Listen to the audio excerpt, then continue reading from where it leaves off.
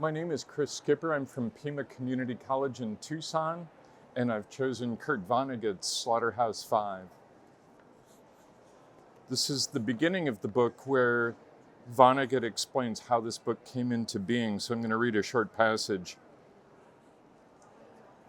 Let me see how angry she was, and the anger was for me. She had been talking to herself, so what she said was a fragment of a much larger conversation. You were just babies then, she said. What? I said. You were just babies in the war, like the ones upstairs. I nodded that this was true. We had been foolish virgins in the war, right at the end of childhood. But you're not going to write it that way, are you? This wasn't a question, it was an accusation. I don't know, I said. Well, I know. You'll pretend you were men instead of babies, and you'll be played in the movies by Frank Sinatra and John Wayne or some of those other glamorous, war-loving, dirty old men, and war will look just wonderful, so we'll have a lot more of them.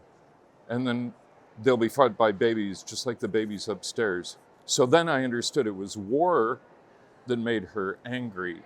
She didn't want her babies.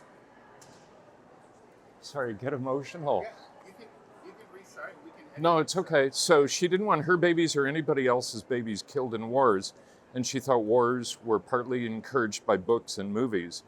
So I held up my right hand and I made her a promise. Mary, I don't think this book of mine is ever going to be finished. I must have written 5,000 pages by now and thrown them all away. If I ever do finish it, though, I give you my word of honor, there won't be a part for Frank Sinatra or John Wayne. I'll tell you what, I'll call it the Children's Crusade. She was my friend after that. So I chose this book for a couple of reasons. I love Kurt Vonnegut. This is a blistering anti-war book. And it's also for my friend Judy Polier, who's no longer with us.